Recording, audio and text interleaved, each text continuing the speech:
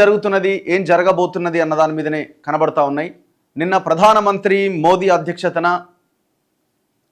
రక్షణ శాఖ ఉన్నతాధికారులు అండ్ త్రివిధ దళాధిపతులు ఎవరైతే ఉన్నారో భారత ఆర్మీ, ఎయిర్ ఫోర్స్, నేవీ ఈ ఇన్ఛార్జీలంతా ఈ అధిపతులతో సమావేశం కావడం జరిగింది.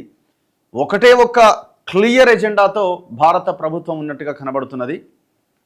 ఏమాత్రం పాకిస్తాన్ కవ్వింపు చర్యలకు పాల్పడ్డా, కాల్పుల విరమణ ఉల్లంఘన పాల్పడ్డా వాళ్ళు బుల్లెట్లు వేస్తే మనం బాంబులు వేయాల్సిన అవసరం ఉంది అని చాలా స్పష్టంగా, వాళ్ళు ఏ కవ్వింపు చర్యలకు దిగినా దాన్ని యుద్ధంగానే పరిగణించాల్సి ఉంటుందని, ఇక మీ పని మీరు కానివ్వండి, ముందుకే వెళ్ళండి, తర్వాత చూసుకుందామనే రేంజ్లో ప్రధానమంత్రి చెప్పినట్టుగా ఇవాళ వార్తలు కనిపిస్తూ ఉన్నాయి. అండ్ దాంతోపాటుగా పాకిస్తాన్కు జరిగిన నష్టం ఏంటి, మనం ఈ దాడిలో, ఈ యుద్ధంలో ఏం సాధించామన్న దాని మీద కూడా కొన్ని కథనాలు కనిపిస్తూ ఉన్నాయి. 100 మంది ఉగ్రవాదులు హతమైనట్టు, అక్కడ ఒక 35 నుంచి 40 మంది సైనికులు చనిపోయినట్టుగా భారత ఆర్మీ, ముఖ్యంగా director general of military action, వీళ్ళు మిలిటరీ ఆపరేషన్స్ DGMO వీళ్ళు ఒక ప్రకటన కూడా చేయడం జరిగింది. దానికి సంబంధించిన వార్తలు ప్రధానంగా కనిపిస్తూ ఉన్నాయి. అండ్ అన్నింటికంటే కీలకం ఈ టోటల్ ఎపిసోడ్లో S-400 అండ్ బ్రహ్మోస్ వీటి యొక్క ఇన్వాల్వ్మెంట్ అనేది చాలా గొప్పదిగా మనం చెప్పొచ్చు. ఈ 2 క్షిపణులు చాలా కీలకంగా వ్యవహరించినాయి. ముఖ్యంగా బ్రహ్మోస్ భారతదేశ అమ్ముల పొదిలో ఉన్న ఒక బ్రహ్మాండమైన అస్త్రంగా మనం చెప్పొచ్చు. సో దానికి సంబంధించి నిన్న మళ్ళీ వర్చువల్గా ఆ ఉత్పత్తి కేంద్రాన్ని రక్షణ శాఖ మంత్రి రాజ్నాథ్ సింగ్ ప్రారంభించడం జరిగింది. ఆ వార్త కూడా మనం ప్రధానంగా చూస్తున్నాం అన్ని పేపర్స్లో. అమరుడికి కన్నీటి వీడ్కోలు, ఆంధ్రప్రదేశ్లో అధికారిక లాంఛనాలతో జవాన్ మురళీనాయక్ అంత్యక్రియలు. 25 ఏళ్ల మురళీనాయక్ ఈ దేశం కోసం ప్రాణాలు విడిచాడు, ప్రాణాలు కోల్పోయాడు. ఈ దేశం రక్షణ కోసం ఆయన ప్రాణాలు కోల్పోవడం జరిగింది. ప్రభుత్వం తరపున 5 ఎకరాల పొలము, 50 లక్షలు ఇంటి స్థలము, తండ్రికి ఒక ఉద్యోగం అట. ఎన్నిచ్చినా చనిపోయిన బిడ్డ మళ్ళీ తిరిగి రాడు. వ్యక్తిగతంగా పవన్ కళ్యాణ్ 25 లక్షల సహాయాన్ని ప్రకటించడం జరిగింది. కుమారుడి భౌతికాయం వద్ద విలిపిస్తున్న తల్లి జ్యోతిబాయ్, తండ్రి శ్రీరామ్ నాయక్.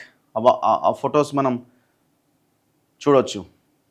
నిన్న ఎప్సెట్ రిజల్ట్స్ వచ్చినాయి. ఇంజనీరింగ్ అండ్ అగ్రికల్చర్లో అబ్బాయిలదే హవా ఈసారి. ఇంజనీరింగ్లో 73.26%, అగ్రికల్చర్లో 87.82%. సో టాపర్స్ వీళ్ళేట ఇంజనీరింగ్లో. Palla Bharat Chandra, Ram Charan Reddy, Hemasai, Surya Karthik first, second and third ranks. So నిన్న ముఖ్యమంత్రి రేవంత్ రెడ్డి ఆయన నివాసంలో వీటిని విడుదల చేయడం జరిగింది రిజల్ట్స్ని. ఇంజనీరింగ్లో తొలి 10 ర్యాంకులు అబ్బాయిలకే, అగ్రికల్చర్లో కూడా 9 కైవసం. ఉత్తీర్ణతలో మాత్రం అమ్మాయిలు కొంత మెరుగైరట.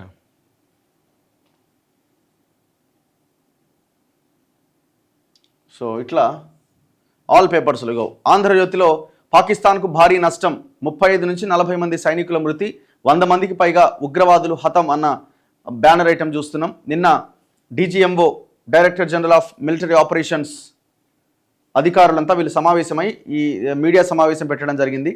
Rajiv Ghai, air marshal AK Bharti, so and మిగతా వాళ్ళు మీడియా సమావేశంలో ఆపరేషన్ సింధూర్ వివరాలు వెల్లడిస్తున్న army, navy and air force ప్రతినిధులు, త్రివిధ దళాలు.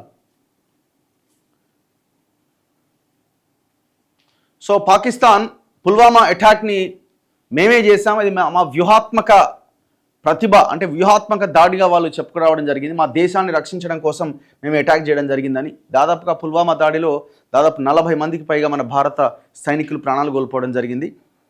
పుల్వామా ఉగ్ర దాడి మా పని, 2019 నాటి దాడి పాకిస్తాన్ వ్యూహాత్మక ప్రతిభ, మా దేశ రక్షణలో రాజీ లేదు. Pak air vice marshal Ahmed మరోసారి బయటపడ్డ దాయాది కపట నాటకాలు.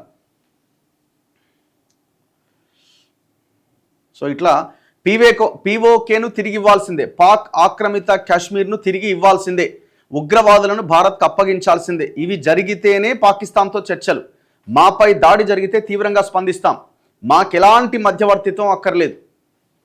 నిన్న నరేంద్ర మోదీ ఆ త్రివిధ దళాలతో సమావేశం సందర్భంగా చేసిన వ్యాఖ్యలు ఇంకా ముగిసిపోలేదు అని మాట్లాడుతున్నారు. ఏమాత్రం తేడా వచ్చినా ఊరుకునేది లేదు ఈసారి అని మాట్లాడుతూ ఉన్నారు.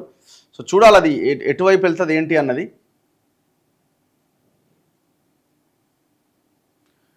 స్వేచ్ఛ పేపర్లో ఆపరేషన్ POK కాల్పుల విరమణ తర్వాత మారిన సీన్, పాక్ ఒక తూటా వేస్తే మీరు మిస్సైల్స్తో బదులివ్వండి, ఆపరేషన్ సింధూర్ ఇంకా ముగియలేదు. ప్రధానమంత్రి రివ్యూలో మాట్లాడిన వ్యాఖ్యల్ని హైలైట్ చేసింది స్వేచ్ఛ పేపర్. 9 ఉగ్ర శిబిరాల ధ్వంసం, కీలక ముష్కరుల హతం, మీడియా సమావేశంలో త్రివిధ దళాలు. మధ్యలో ట్రంప్ ఎందుకు, మధ్యవర్తిత్వం దేనికి అని రాహుల్ గాంధీ అంటున్నారు. కానీ ఆల్రెడీ ప్రధానమంత్రి చెప్పిండు ఎవరి మధ్యవర్తిత్వం అక్కర్లేదు అని. అసలు యాక్చువల్గా ఈ చర్చల్లో అమెరికాది కనీసం పాత్ర కూడా లేదు. యాక్చువల్గా పాకిస్తాన్ వాడు తట్టుకోలేక 9 ఎయిర్ బేస్లు కూలిపోయిన తర్వాత, నేలమట్టం అయిన తర్వాత ఏమీ చేయలేని సిచ్యువేషన్లో భారతదేశంతో సంప్రదింపులు స్టార్ట్ చేసిండు. అమెరికాని ఫస్ట్ అడిగిండు, అమెరికా చెప్పింది నువ్వు ఫస్ట్ టైం భారత్తో మాట్లాడుకో అని. సో ఫోన్ చేయడంతో అక్కడ స్టార్ట్ అయింది డిస్కషన్. ఓకే అన్నారు, శాంతి వైపు వెళ్దాము, విరమణకు మేము ఓకే అన్నారు. ఇది అయిన తర్వాత పాకిస్తాన్ వాడు అమెరికాతో మాట్లాడింది చైనా వాడికి తెలిసింది. అమెరికాకి చైనాకి మధ్య ఒక భారీ యుద్ధమే నడుస్తున్నది కదా. చైనా ఉత్పత్తుల మీద అమెరికా అధ్యక్షుడు ట్రంప్ దాదాపు 240% సుంకం విధించి ట్యాక్స్ వేస్తున్నాడు. సో ఇద్దరి మధ్య ఒక ఆర్థిక యుద్ధం నడుస్తున్నది. సో నువ్వు మన నైసర్గిక స్వరూపంలో ఉన్న దేశాలు మనవన్నీ కూడా నువ్వు వాడి దగ్గరికి ఎందుకు పోయినావని చైనా వాడి కోపం వచ్చింది. పాకిస్తాన్లో మన దేశం లెక్క వేరే దేశాల లెక్క అక్కడ పొలిటికల్ సిస్టమ్ నడిపియదు కదా. ఆ దేశాన్ని ఆర్మీ నడిపిస్తుంది. ప్రజలు ఎన్నుకున్న ప్రభుత్వాలు అక్కడ నడిపియవు. పూర్తిగా ఆర్మీ చేతుల్లో ఉంటుంది. ఆ దేశం ఆర్మీ చీఫ్ చేతుల్లో ఉంటుంది. ప్రభుత్వాన్ని పడగొట్టాలన్నా ఆర్మీనే, నిలబెట్టాలన్నా ఆర్మీనే. సో కాబట్టి ఏ దేశం అధ్యక్షుడు కానీ ఆ దేశ నాయకులు మాట్లాడాలన్నా ఎవరితో మాట్లాడతారు? ఆర్మీ చీఫ్తో మాట్లాడతాడు. ఇప్పుడు ఎవడు ఉన్నాడు, మునీర్ అనేటోడు ఉన్నాడు. సో చైనా కోపం వచ్చి చైనా ఆర్మీ చీఫ్తో మాట్లాడి అట్టెట్లా మీరు కాల్పుల విరమణ చేస్తారు, మీరు మాతో మాట్లాడాలి కదా, ఒకవేళ చేసింది కరెక్టే అయినా మీరు మాతో మాట్లాడుకున్న వాడు అమెరికా వాడి దగ్గరికి ఎందుకు వెళ్తారని చైనా అనడంతో మళ్ళీ వీడు ఇక్కడ ఈ కాల్పుల విరమణ ఒప్పందాన్ని ఉల్లంఘించి మళ్ళీ అటాక్ స్టార్ట్ చేశారు. సో అది పెద్ద దుమారమైంది. మళ్ళీ మేము అది గ్రౌండ్లోకి వెళ్ళలేదు, మేము చెప్పింది అని రకరకాల ఏదో చెప్పే ప్రయత్నం చేశారు. సో ఈ రకంగా ఎక్కడా కూడా అందులో మధ్యవర్తిత్వం లేదు. ఓవరాల్గా ఈ ఉగ్రవాదం అన్నది కేవలం పాకిస్తానే పెంచి పోషించిందా అంటే పాకిస్తాన్ చేత పెంచి పోషించిన ఈ దేశాలన్నీ, ఈ అగ్రరాజ్యాలని చెప్పుకునే ఈ దేశాలు ఆ ఉగ్రవాదాన్ని వాళ్ళ అవసరాల కోసం వాడుకున్నారు వీళ్ళని, ఈ కంట్రీస్ని. సింపుల్గా చెప్పాలంటే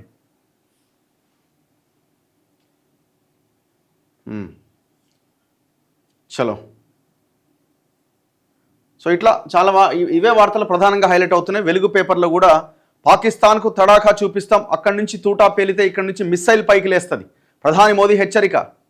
తాజా పరిస్థితిపైన హై లెవెల్ డిఫెన్స్ మీటింగ్. 100 మంది టెర్రరిస్టులు, 3 పాక్ ఎయిర్ బేస్లు మటాష్, మళ్ళీ కాల్పులు జరిపితే అంతు చూస్తాం. త్రివిధ దళాల వార్నింగ్ అట. బలూచిస్తాన్ పోరాటం ఉధృతం, పాకిస్తాన్లో అంతర్యుద్ధం తీవ్రమైంది. బలూచ్ లిబరేషన్ ఆర్మీ పాక్ సైన్యంపై దాడులు తీవ్రతరం చేసింది. సో వాళ్ళు అతి త్వరలోనే ఒక ప్రత్యేక దేశంగా ప్రకటించుకునే అవకాశం కనిపిస్తున్నది. వాళ్ళు భారత్ని ఎంకరేజ్ చేస్తున్నారు, భారత్ని ప్రైజ్ చేస్తున్నారు. వాళ్ళు ఏమంటున్నారు, భారత్ చేస్తున్నది ధర్మయుద్ధం, పాకిస్తాన్ మీద చేస్తున్నది ధర్మయుద్ధం, పాకిస్తాన్ని ఉగ్రవాద దేశంగా ప్రకటించాలి అని కూడా ఆ బలూచిస్తాన్ లిబరేషన్ ఆర్మీ ప్రకటిస్తూ ఉన్నది.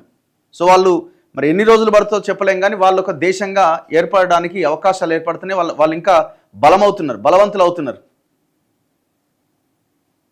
సో ఇట్లా ఈ వార్తలు మనం ప్రధానంగా చూస్తున్నాం ఆల్ న్యూస్ పేపర్స్లో. 5 రోజులు వానలు పడే అవకాశం ఉందట. రాష్ట్ర వ్యాప్తంగా మోస్తరు వర్షాలు కురుస్తాయని వాతావరణ శాఖ వెల్లడిస్తున్నది. ఇవాళ నాగార్జున సాగర్కి అందాల భామలు పోబోతున్నారట. బుద్ధవరం, విజయ విహార్ను సందర్శిస్తారట. మిస్ వరల్డ్ పోటీలు జరుగుతున్నాయి కదా తెలంగాణలో, హైదరాబాద్లో. సో ఆ పోటీలకు సంబంధించి ఇక్కడ వచ్చిన వాళ్ళంతా. చలో.